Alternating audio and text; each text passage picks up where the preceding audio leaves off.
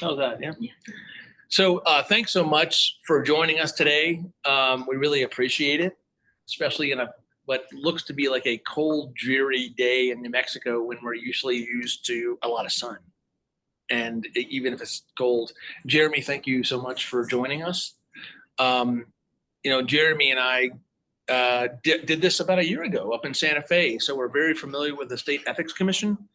And we wanted to talk to Jeremy about the State Ethics Commission. At this point, they've been around.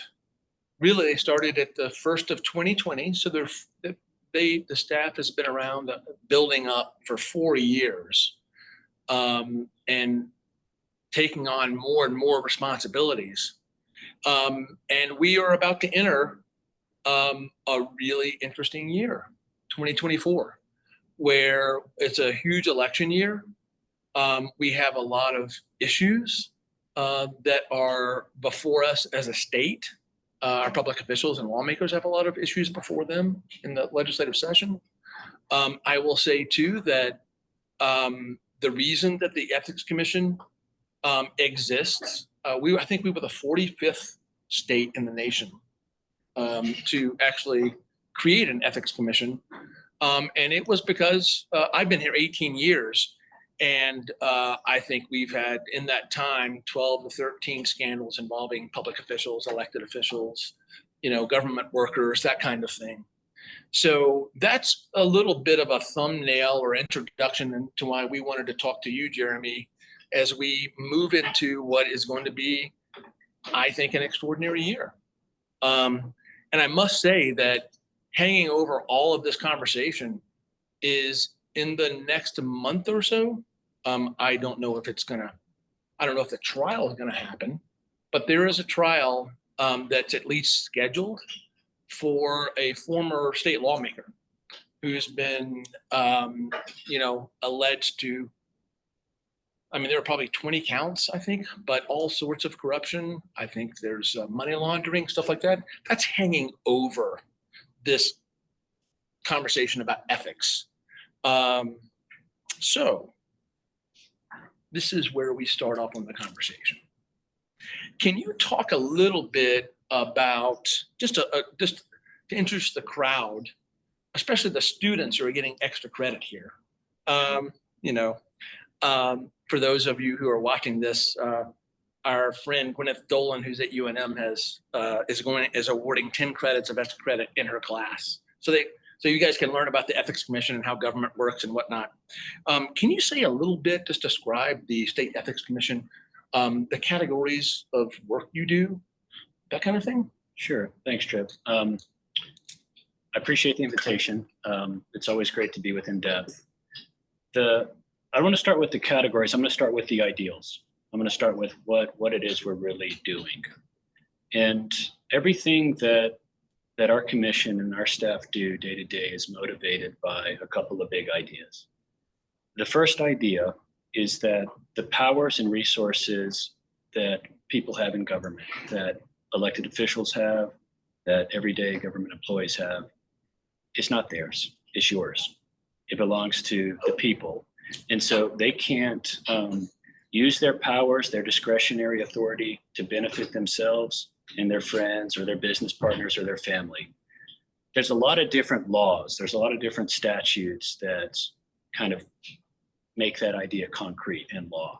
But that normative idea, that is the kind of public trust idea, that the powers of government belong to the people and not to the people, not to those that are actually working in government.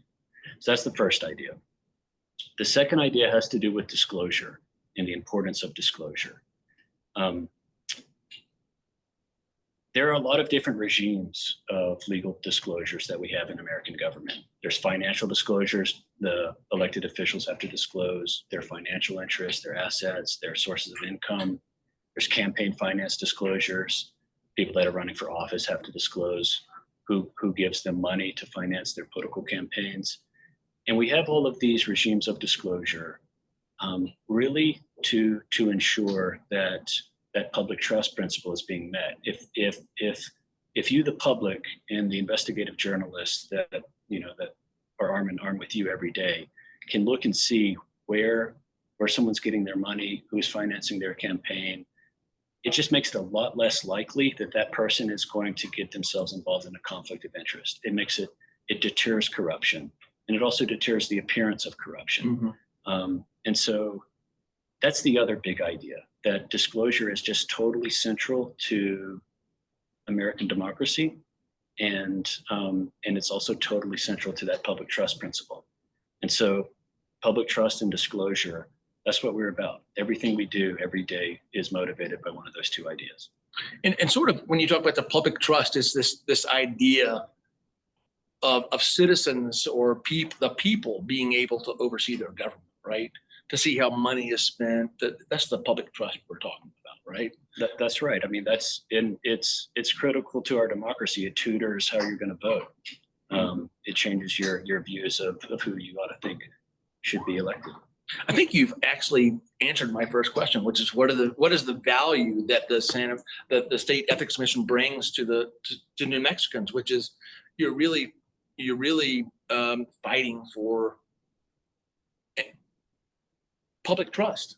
And we are living through a time where there's a lot of erosion of public trust in many institutions, including government. So this seems to be, in some ways, the State Ethics Commission seems to be part of, well, at least to address the erosion of public trust, I think, through what you were talking about. Yeah, but it's complicated. Tell us why it's complicated. It's complicated because of this paradox involving public trust. So the Ethics Commission, our very existence is founded on some measure of distrust, right? So you create an Ethics Commission, you pass it in the Constitution, you all did that. The legislature creates the statute, they fund the agency. And this is all done because we don't entirely trust folks in government. So we create this institution based on the idea of distrust. So distrust is kind of there at our core too. Okay. And when we take action, when we take corrective action, we do enforcements, we sue people, we settle with people. And then you, the media, you publicize that. And you do that in order to educate the public that there's accountability, that if someone steps outside of the line in terms of violating the public trust or not fulfilling their disclosure obligations, they're going to get caught out and the situation will be corrected. But as we do that, and as you do your job to publicize it, it injects more distrust into the public. And so we're in this complicated balance of we have to have some measure of distrust in order to ensure that there's accountability. But if we inject too much of that too often, then it's reasonable for the public to just be embodied with a huge amount of distrust. And that leads to a kind of corrosion in care. Cynicism, which is, basically this erosion of it. You can't trust anyone. I mean, when you were talking about this, I'm thinking, yeah, you're talking to a journalist here. And the word I would use is, skepticism, which is there are people in power. One knows how power, being put in a position of power, can lead to certain temptations. That's the way I'm thinking about this as you're talking about this. Over my career as a journalist, I have been in situations where I've had to cover public officials who I think probably were decent people who were thrust into situations where they had a lot of power and control of money.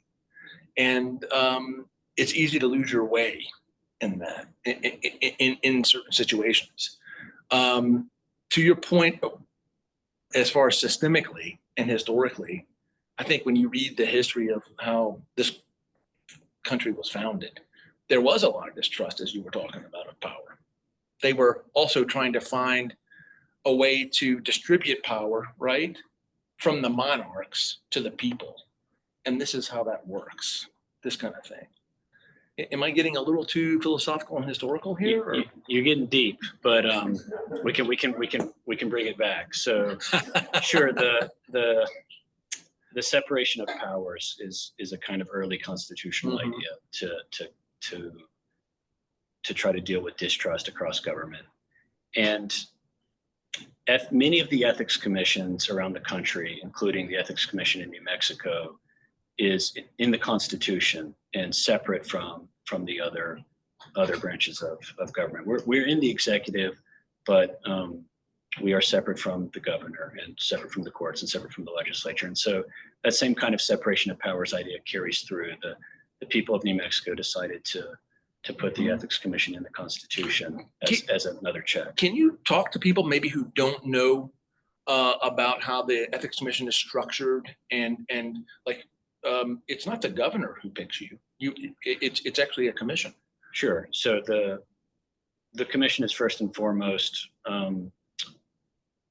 7 appointees. The governor appoints the chair, who has to be a retired judge.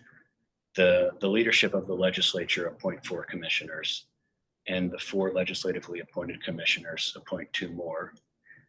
That's all in the Constitution. They have to be bipartisan. There's 3 Republicans and 3 Democrats, and one independent.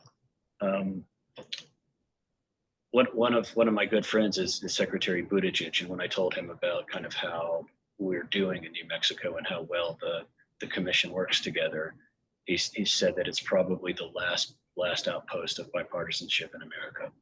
Our commission actually does do pretty well together for being 3 Republicans and 3 Democrats, and they have to because they can't approve any action without the consent of 2 Republicans and 2 Democrats. And so everything we do is bipartisan necessarily, and that's part of our structure. And you were describing this to the transportation secretary recently, in the last year or so? Maybe a year and a half ago. Yeah. Okay. Pete Buttigieg is probably mispronounced that, but that's who Jeremy's talking about here. So that's interesting. Last outpost of bipartisanship in an era when there's a lot of public distrust right now and a lot of hyper, polarization. Yeah, that's the other reason why it's complicated. And this, I don't know what to do about this. Increasingly, we Americans come to our view of government in a way that's not built on the original model, kind of the original democratic idea, which is kind of, you're going to be presented with options to vote for, and they're going to try to win your vote based on the salience of their ideas. They're going to try to persuade you and who has the better policy idea. And that's kind of the original ideal. And we've just gone so far from that to where now the right analogy, I think, is like 2 sports teams. It's Alabama and Auburn, or Alabama and Georgia, and Alabama and Georgia, Alabama, but Alabama and Auburn. Okay. And so I knew how to say Roll Tide before anything else. And so how if you come to politics with that conception that this is my team, and it doesn't matter what the other side is the enemy. And my team is and I'm going to be with my team win or lose, and the other side is corrupt. And in that environment, I just don't know how much we can penetrate with our kind of series of good deeds, but we try. So let me ask you that, because as you're describing what's happening across America, the thing that I think about is what you were describing is the people have different phrases for what you were describing, the marketplace of ideas where you compete for, or the public commons. It seems like the commons is shrinking and you have more polarization, and there's this like team versus team. We're about to go into 2024 where I think nationally it's going to be a really interesting situation where that some of what you were talking about is going to be borne out. I think probably like every other state, New Mexico will have some of that too. And you guys will be in the middle of it. For sure. And we are. And this is why one of kind of our normative guides as we do what we do in the office is impartiality. It does not matter if the respondent in a complaint is a Democrat or a Republican, they get the same treatment. Mm-hmm.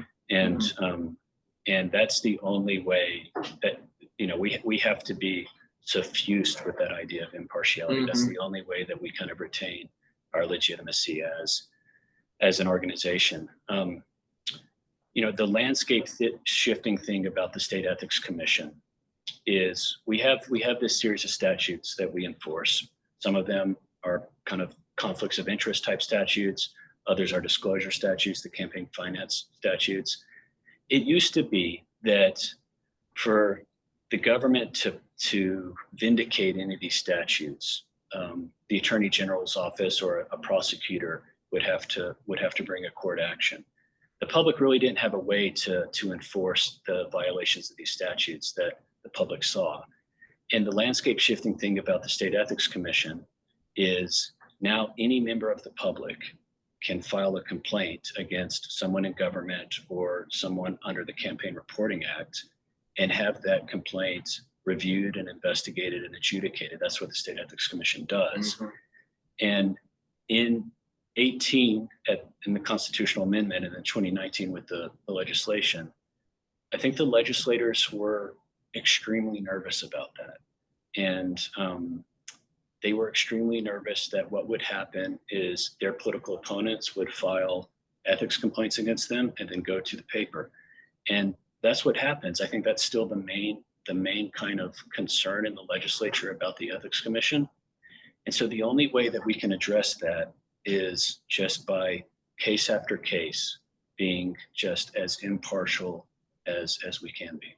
So you also that was one of my questions, like what do lawmakers feel the most nervous about with the State Ethics Commission? You partially answered that. We may return to that. You're right, that's always been the concern by state lawmakers. One thing that I want to ask is in 2024, as we move through and any New Mexican or anybody can bring a complaint, right? You started out, I think in 2021, your budget, 2020 was 900,000. You're up to 1.47 million now. You're requesting 1.6 million, close to 1.7 from the legislature. You want another attorney to help with the workload, frankly. I mean, is that, I understand you're doing this incrementally. You're building an organization. And this is me saying that this, not Jeremy, in a state where I think it's still a very new idea, Ethics Commission. And there's nervousness, for public officials, elected officials around this idea. Is $1.67 million and another attorney enough for the, what you're anticipating in 2024? Probably not. So we are, we've come a long way in 4 years. Mm-hmm. We started with 1 employee, and next year, hopefully we'll get up to 10. And there's no other way to approach it. I can't envision getting some massive budget and the legislature just saying go and hire a bunch of ethics attorneys. But you don't anticipate $5 million from the legislature. So we every year we come back for another position, 1 or 2 positions, and over enough years that leads to an agency. Mm-hmm. In these beginning years, we have been focused on enforcement. We've been focused on establishing the authority and the legitimacy of this agency as a real part of New Mexico's government. But enforcement is not enough really to penetrate, to make a difference in changing culture. You have to have a focus on enforcement and you have to have a focus on compliance. Mm. And so that means having a staff that is doing trainings, is providing advice, is out there with other people in government helping, and that's a larger ask. So when you say training, it's everything from training on what the laws, what are on the books, what you guys are looking at, but also this kind of public trust idea. It's this deep philosophical kind of political idea that you have to almost train people on that too? Is that fair to say? Right. That I think so. So that it's just kind of being present at all levels of government, at state, at local government, being present, teaching the idea of what a conflict of interest is, how to avoid conflicts of interest, just what laws that people in government are subject to. That's the compliance aspect of what we do is kind of where we're building toward, because I think we've gotten there in terms of establishing the commission as an enforcement agency. And Trip, that's getting more interesting. So not only in terms of the kind of cases we're seeing, but in terms of how we can work those cases. And it's getting more interesting because just of how technology is changing. So just today, the general counsel and I were reviewing, this AI product to help us with our legal research.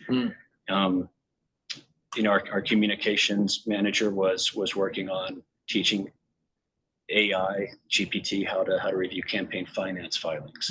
So there are ways that we're going to get more efficient in this agency, and in our abilities over the next years won't just be a product of how many people we have there. So you're seeing AI as there's a lot of conversation on AI these days, the pros and the cons, but it sounds like you guys are really trying to use that as a tool to cover more ground, basically. Right, because we're so small. Yeah. I mean, we are 10 people and we have a huge mandate. And so if I happen to think that if you have the right 4 or 5 people, you can do as much as a team of 20 to 25 people. It's just one of the experiences of growing up and running something that you realize that with each additional person that you add, it's, you don't get that same amount of kind of gains just because we're humans. We come in and we chat, and we talk to each other, and we want to hang out, and not everybody's committed in the same way to the mission, and people have their own lives and lots going on. And so it's just kind of it's some kind of weird law. They probably teach this in business school. I didn't go to business school, but my experience of it is that you got to pull together the right first people. And if you do that and they're committed, then you can do a lot. And if you have the right tools, you can do a lot. And so I think that's where we are. Okay. I want to move to the laws that you mentioned, like Governmental Conduct Act, all these. If you can for those folks in the audience, but all those people, also those people who will watch later, can you just name those laws out? And then I'm going to ask you, what are the biggest gaps in those laws as you see them, as it relates to your agency? All right, let's run down the list. All right. So let's start with the public trust kind of laws. So the Governmental Conduct Act, that's our state's main anti-corruption statute. The biggest gap in the Governmental Conduct Act are twofold. One comes from the Supreme Court gutting out one of the most important sections in a case a couple of years ago called State versus Gutierrez, the New Mexico Supreme Court. So they held that one of the most important provisions of the Governmental Conduct Act is not criminally enforceable. So that's taken it off the books for the Attorney General's office and the prosecutor. What provision is that? That's Section 3A through 3C of the Governmental Conduct Act. What does it cover? Section 3A says that public officers and employees may not use their powers and resources for their own financial benefit. So that is now not criminally enforceable. We're still doing it at the commission in the civil context, but on grounds that, are a little shaky given Gutierrez. And so that needs to be repaired in the legislature. Very interesting. The legislature has to respond when the Supreme Court does something that's significant to a statute. And this was 2 or 3 years ago. That's right. And they have not responded yet. That's right. I have asked the governor for a message, and they have in part responded, Trip. So last year, the House passed HB 5 unanimously. Okay. And HB 5 would have fixed the Governmental Conduct Act. Okay. And so that bill has passed the House, and so we're halfway there. So the legislature in toto has not responded. The House has responded. That's right. The House, the House was Okay. was fantastic on the Governmental Conduct Act last year. Okay. The other Just ask for the edification of the whole room. what we're talking about there is an elected official using their government truck to drive around to parties, For example, for example, or using the one we always bust them on, using their Senate letterhead to send out fundraising appeals. letterhead's more complicated and governed by another part of the Okay. governmental conduct. But or using using stuff from work for either personal reasons or campaign reasons. Stuff or power. Stuff or power. Like directing contracts or stuff like that. Right. So Serious business. the other big gap with the Governmental Conduct Act is, and this should shock you, that the penalty for violating the Governmental Conduct Act, the civil penalty, is $250. Does not shock me. I've been a journalist here in New Mexico a long time. But we heard, for those of you watching later, there were groans in the room because people were shocked. So that needs to be changed. And so that's the Governmental Conduct Act. Let's go to the GIFT Act. The GIFT Act, which prevents the legislators from receiving more than $250, and other folks in government, that's not civilly enforceable. So that's not really something the Ethics Commission can do. So Who can enforce it? the Attorney General's office. But it's enforceable through a petty misdemeanor. So I'm not quite sure what a petty misdemeanor is, but I think it's probably jaywalking. Yeah. And that's not really something that the prosecutors really are doing right now. Can I just add that in other states and here in this state, gifts have been part of serious corruption. That's just my experience as one journalist. So the GIFT Act needs some work. The procurement code always needs some work, and every session there's work done on the procurement code. Going over to the disclosure statutes, New Mexico's Financial Disclosure Act is very undemanding. The point of having a financial disclosure law is for the public to be able to look at an elected official's finances and be able to discern whether or not that public official has a conflict of interest based on what they're doing in their agency or in the legislature. Our statute is so far from meeting that goal. It doesn't require the disclosure of sources of income. It doesn't require the disclosure of assets. It doesn't require the disclosure of debts or liabilities, memberships on nonprofit boards. There's just so many ways that our financial disclosure regime needs to be redone. Last, the lobbyist disclosures. Lobbyists don't really have to disclose how much they're spending to lobby on particular bills. They don't have to disclose which bills they're lobbying on and what position their clients are taking. Our lobbyist disclosure regime is also really far behind in comparison to other states. I just want to say that when I moved here from another state and went to Santa Fe for the first time, I expected, and this is a very small thing, but I expected every lobbyist to be wearing a thing, like a name tag. Jay Malsinski, that's a lobbyist in Hartford, Connecticut, U.S. Tobacco, listing all the clients. Nothing here. And that's just a very minor thing. It doesn't sound like much, but it does help the public and journalists identify lobbyists. And as far as journalists, I'm looking at my colleague, Marjorie Childress. We do a lot of lobbying stuff.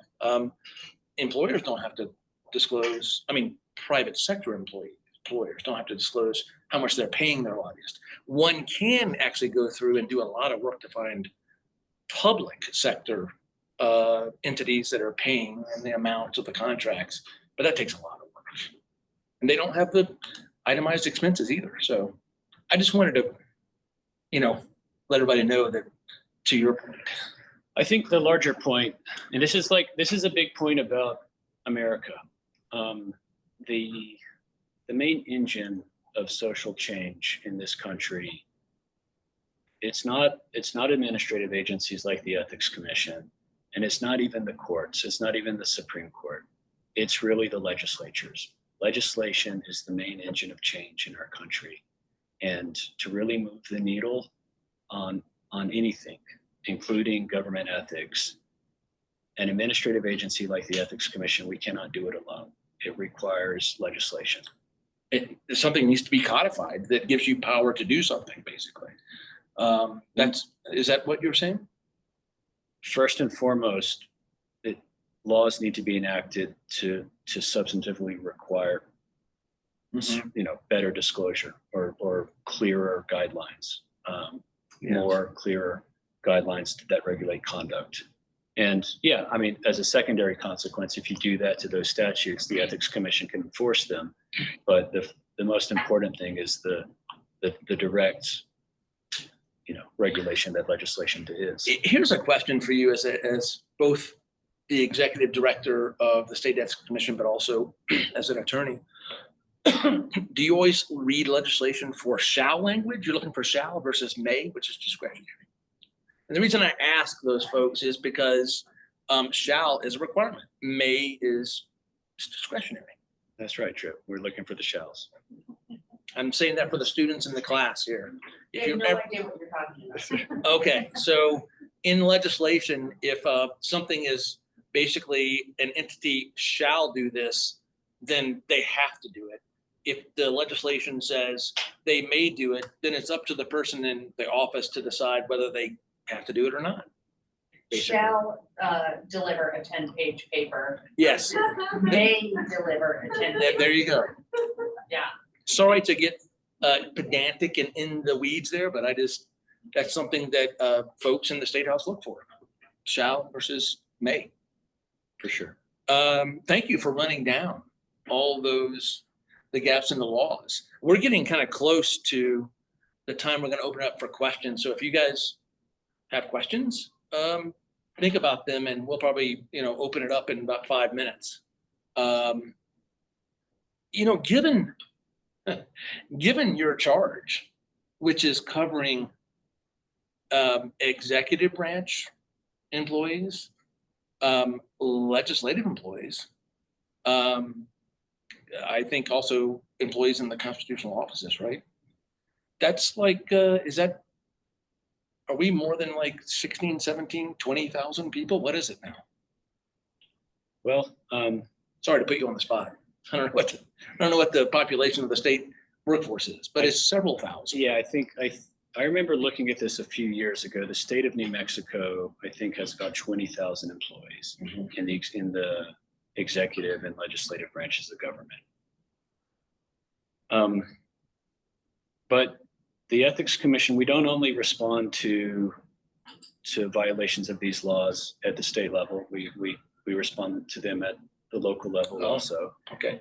And and it's not only employees and folks that work for government that we have authority for, that we have responsibility for. There's also everyone that's subject to the Campaign Reporting Act. So that's all candidates and PACs and political committees, independent expenditure filers. There's lobbyists. There's everyone that participates in procurement, potential contractors to the state, folks that respond to requests for proposals. It's every day I go to work and I don't know if we can meet this. And it's been, a day at a time. That is, a really important thing for New Mexicans to hear, frankly, is that you have to cover a lot of ground. And it's not just 20,000, it's another, I don't even know what the number would be, but and these are not, they involve oftentimes complicated legal questions, right? It's not just simple every time. It's far from simple. Yeah. And I guess the parting thought is that I want you to know that we're actually making a tangible difference. Mm-hmm. And I'll point to two things that happened this past year. The Ethics Commission has responsibility for, enforcing the procurement code as it applies to everybody from the governor all the way down. And this past year, the Ethics Commission authorized an enforcement action against the governor relating to the procurement of the Medicaid insurance companies. How much was that worth? that contract, So billions of dollars. the way to think about how our state is funded, there's the general fund budget that the legislature appropriates every year. That's now up to about 12 billion. And then the other side of the money is Medicaid. Half of the state gets their medical care from Medicaid. That's the federal government giving a huge grant to New Mexico to take care of New Mexicans' medical care. Right. Those contracts, and they're run by insurance companies, the same insurance companies that maybe have provide your medical care. That's about 8 billion a year. So that's kind of from the very top of the Sandia crest, that's like the fiscal structure of our state. There's the general fund, and there's the Medicaid dollars, and of course, then there's our big sovereign wealth fund. And so the Medicaid MCO contracts are 8 billion a year. I just wanted to let people know that we're talking about a lot of money. And I think when I read it, I think I called you and I just said, hey, wow, that's pretty incredible. Right. Because I've been around Medicaid budgets for a long time, and that took a lot of work. It was a massive case, and I think the Ethics Commission got that procurement back on track as a result of settling with the governor and with the Human Services Department. That's a real accomplishment. That's on the enforcement side. Right. On the advisory side, the commission just issued an advisory opinion to the effect that contingency fee contracts for attorneys have to go under the procurement code. So let me say a bit about what I mean by this. The state contracts with private attorneys to go off and recover money for the state. The biggest cases that it's done that have been the tobacco cases from a few decades ago, and most recently the opioids cases, where the state contracted with lawyers to go and sue the manufacturers and distributors of opioids to try to remedy this crisis that we are in. And the way that those contracts, work is the attorneys, they file the suit, they settle, they get some huge amount of money, and they take a third, or they take some percentage. That's called a contingency fee. And the Ethics Commission was confronted with the question, should those types of contracts be subject to the procurement code? And we explained that they should be. The Ethics Commission issued an advisory opinion to that effect. And that's changed the way that the Attorney General's office is entering these contracts. And so that's a real kind of benefit on the compliance side.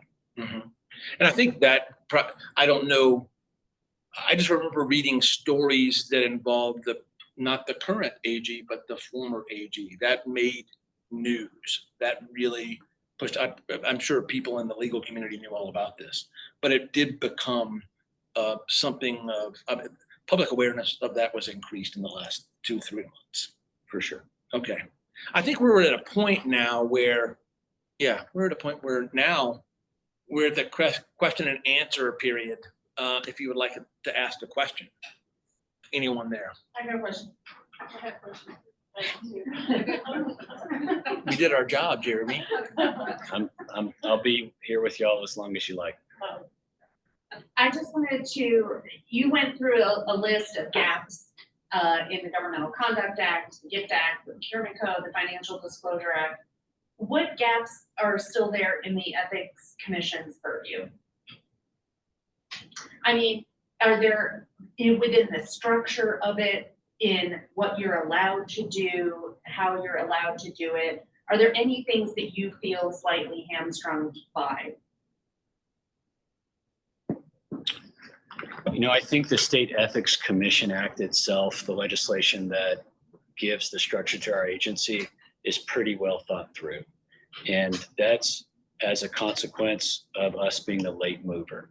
So by virtue of being the 45th state to do one of these, I think the folks that drafted the State Ethics Commission Act and have worked on it since learned a lot from some of the failures in other states. And so I think that the State Ethics Commission Act works pretty well and was built really thoughtfully. Can I ask, can I build on that? Right now, I remember as the legislation passed, it was that really you have to go to a court to get subpoena. Is that right? Or can you issue subpoenas yourself? No, the commission has to get pre-clearance from a court. And it's a special judge that the Chief Justice of the Supreme Court assigns every 2 years. So for the commission to issue a subpoena in an administrative case, it has to be pre-cleared by a judge. That was a big debate during the legislative Yes, sessions. it was. And so that's one thing I just wanted to bring up. But Has that been a problem? it's created more work for us because it's another step. And so the legislature has created a lot of process. There's an enormous amount of process in what we do in our administrative cases, but we're going to do it. This is the system in which you are operating, and that's what you're going to operate in. Okay. Who has another? Forgiven for a follow-up. Sure. Really quick. So for those of us like Trip and Marjorie and I who covered the kicking and screaming, the many, many years of kicking and screaming that led up to the establishment of the commission, politicians came up with a million dark scenarios that were going to occur if this came to pass. Mostly that they would be targeted in political campaigns. People would be filing with frivolous things, and there are protections, confidentiality protections in there. But have you seen any abuse of the process?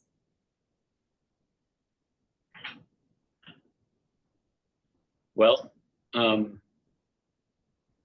we certainly see politically motivated administrative complaints being filed with us.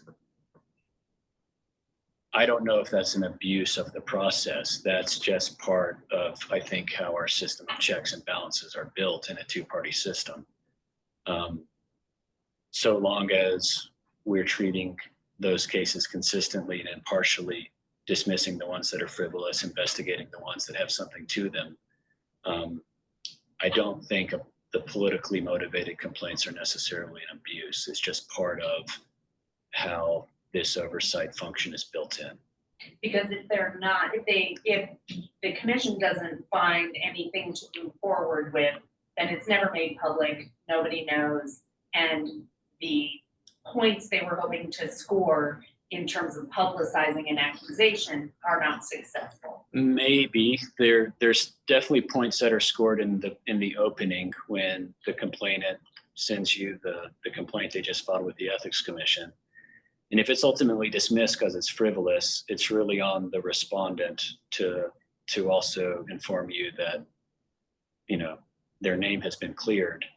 The problem is that the coverage and the salience of those two things are different. Mm-hmm. We have a question over here. Thank you. I have a lot of questions, but I'll hold it to one for the time being. Jeremy, thank you for all you're doing at the Ethics Commission. Thank you for what you're doing for New Mexico. And thank you especially for what you've done helping us with redistricting reform in New Mexico. We're moving along, and a lot of that progress we owe to you. Thank you. This is a really simple question. You know, I since meeting you, I've always been pretty blown away by your credentials, and I'm honored to work with you. And I would just like to know, how did you come about finding this job to be the executive director of the New Mexico State Ethics Commission? How did this land on your desk? How did you find out about it? And tell us a little bit about why you took this job. Sure. In the 2019 session, when the State Ethics Commission Act was being debated in the legislature, I was at that time working for the Department of Finance in Santa Fe. And I remember reading the bill draft and thinking about what this could be. And that was the reason why I applied for the job. I remember reading what the legislature was being created. I remember staying up and watching the Senate floor debate, which went so late that night on the very last night of the session on the State Ethics Commission Act. And it was hours of floor amendments to the State Ethics Commission Act. And I just followed the the bill as it moved through, and I realized that this could be something real. You followed it through like the 50 permutations it made through in that one session, right? I mean, it was extraordinary. That was an amazing session. That was the governor's first session of her term. There was the rocket docket. There was so much that happened in the 2019 session. It was so exciting to be in Santa Fe at that time. And the most exciting thing was the creation of this agency. Oh, Anyone else? Yeah, sure. I'm Nancy Burst, and it might be a familiar name. I am a constitutional elected official from your county treasurer. So I have a lot of ethical pressures or ethics around me. But as I heard you talk, and also my background is I've worked years in APS in healthcare, employing those medical insurance companies as well as the state through HSD and the general services. So I had a lot of experience around Santa Fe, as it sounds like you do. But as I listen to this, one of the things I think about is there any opportunity, is there any value in looking at things like, you talk about creating an agency, merging things like the auditor's office.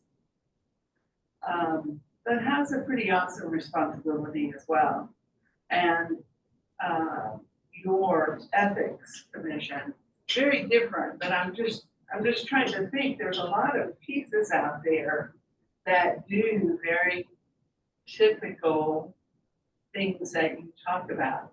Any value in that, or is it they're so different that it wouldn't be worth anything? But I did like your comment too about as you build an agency, it does depend on the foundation and those people that create the mission, the dream, the march on. Right. That's an interesting question with respect to the organizational structure of these kinds of executive offices. And it's really a constitutional question, because the state auditor is a constitutional office, as is the Secretary of State, as is the Attorney General, as is the Ethics Commission.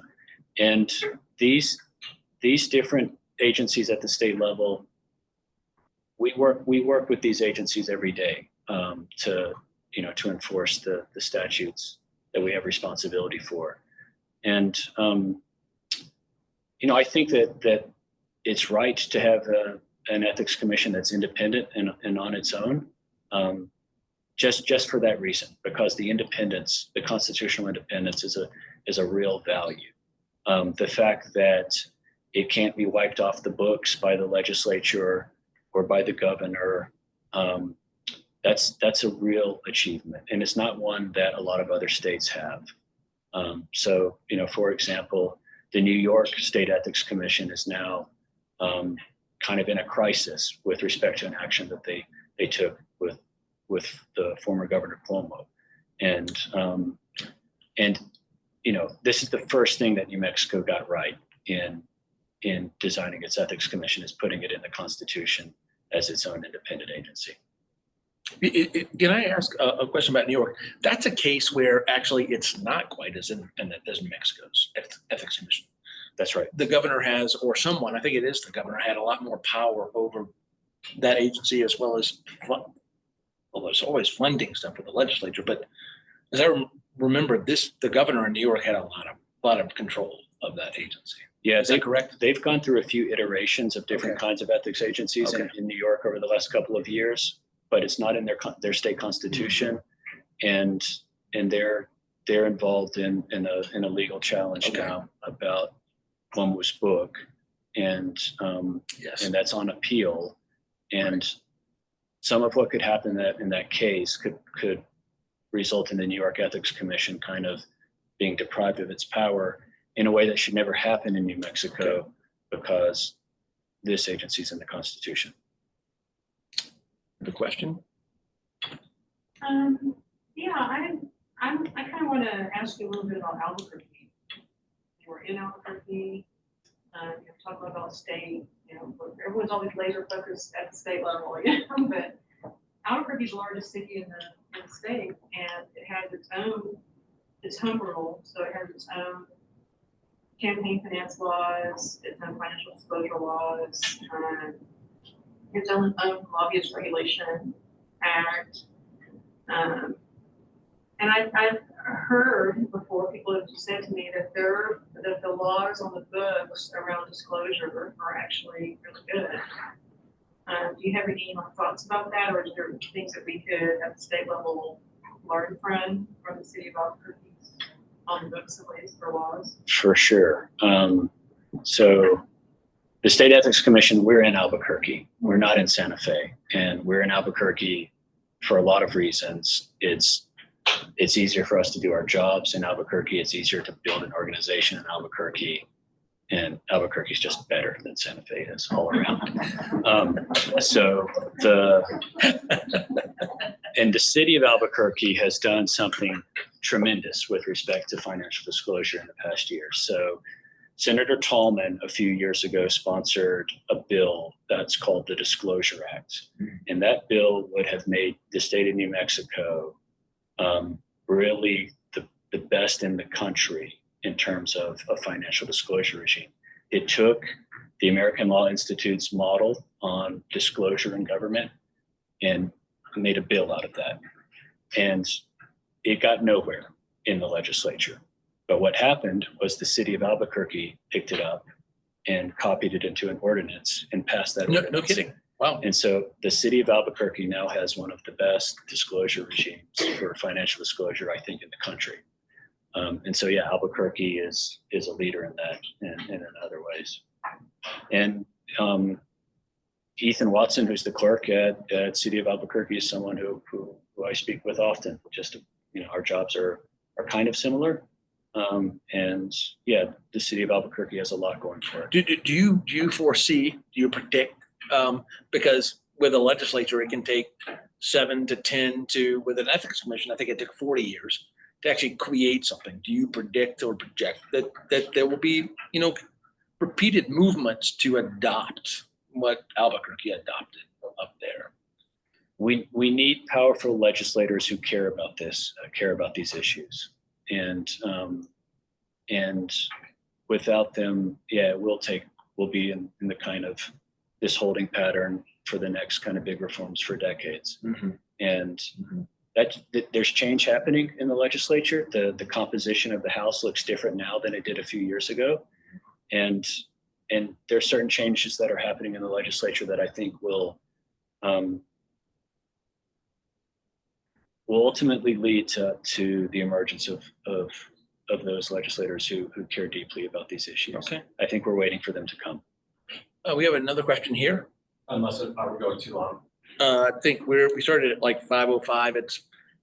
4:05, it's 5, so we're not at the hour mark yet. So bear with me, I'm not a lawyer, and so as I formulate the question, I'm interested in following up on what John's question about limitations to the statute. I heard you say it was well thought out.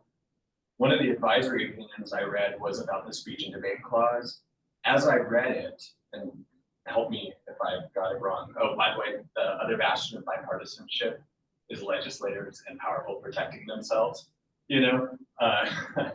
So in the formation of or according to the advisory opinion that you gave, looked to me like only legislators could hold one another accountable for certain acts, legislative acts, which of course with a citizen legislature leads to a lot of potential conflicts. Am I misunderstanding it? Can you go into that a little bit more for me? That's an awesome question. So you're not a lawyer, but you're reading our advisory opinions on the speech or debate clause. I want to say a shall game and a may game. No, that's a great question. Let me address it. So the speech or debate clause is an ancient part of the American Constitution, And it was right there in the 1912 Constitution. It pretty much gives the legislators, it clothes them with immunity for anything they do relating to legislation. And the immunity is from the courts and it's from the Ethics Commission. And so it's just a very ancient part of the design of American government that for misuses of their power that are tied with what they do in creating legislation, that each chamber of the body enforces those violations. And, speech or debate has been in the news lately with respect to the Trump cases, and we have kind of similar constraints at the state level with what the Ethics Commission could do to police the Governmental Conduct Act vis-a-vis a legislator for something that they did involving their legislative power. So the tradition and the current law is that they're kind of accountable to their chamber, their body. We could change that.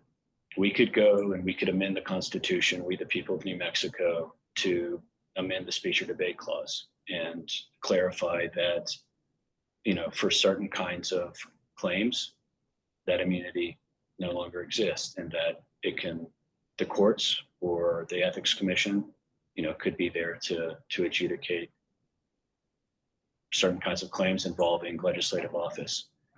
That's the great thing about really state constitutions, is that they can be amended and they can be changed in a way that's a lot easier to do than the federal Constitution.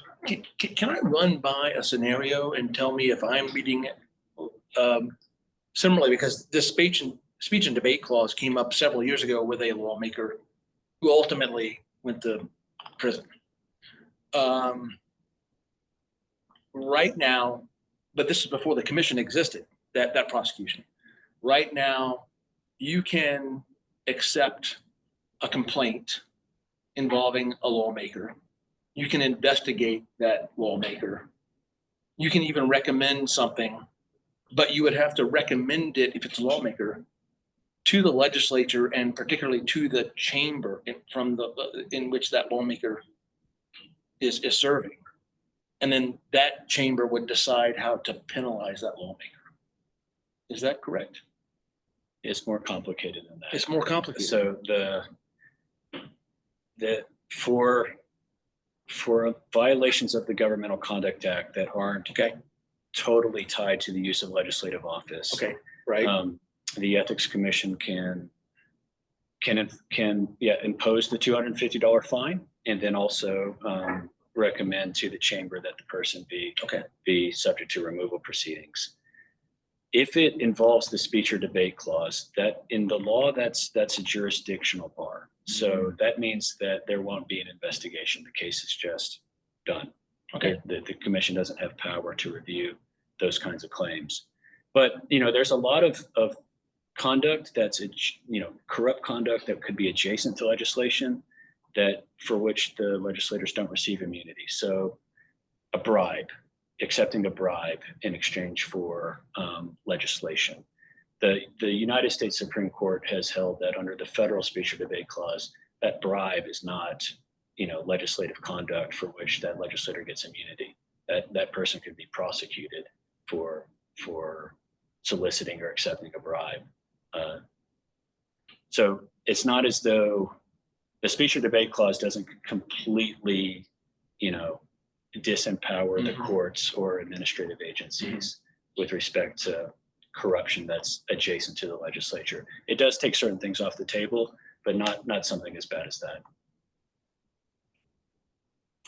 I'm not going to get down into the weeds like Mr. Speech and Debate Club. It was just amazing.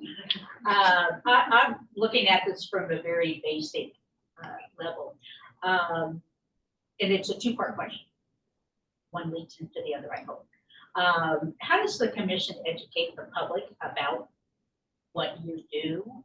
And given your broad mandate, who is most likely to file a complaint with you? Is it a public official or employee, member of the media, member of the public, et cetera? Question mark. So how we educate the public, as much as I can, I try to do these types of events. As much as we can, we try to publicize our achievements, our successes, what we're doing. And over the years, I think that more New Mexicans know that we exist, and maybe, have confidence that we're doing the right thing. And, we have like a half of a staff member that's devoted to that has the time to do that. And so we're doing the best we can in terms of educating the public on what we do through our interactions with the media. In terms of the complaints we're most likely to see, it's really two. We see political opponents file complaints against their opponents, and we see disgruntled employees file complaints against management in their governments. That's, if we were going to kind of categorize the different kinds of complaints we receive, those are probably the top two. That'd probably be followed by people who are regulated by some government agency in some way and are upset with how they're being regulated, trying to, retaliate in some way by filing an ethics complaint. But yeah, it's important to separate the motivation that the complainant has when filing the complaint versus whether or not there's actually something there. And so we're not too focused on the motivation. Does anyone else have a question? There are some of us who could actually sit here for another 6 hours and have this conversation. Not me. But not Jeremy. Well, listen, thank you so much for showing up and listening to the talk. Hopefully this was educational for those of you who don't know much about the State Ethics Commission and the job they do, and the immense kind of like task in front of you, frankly. We love working with you guys as when we're doing stories, but also doing events like this so more people understand the work you do. So thank you very much. Yeah, I appreciate the opportunity. Thank you.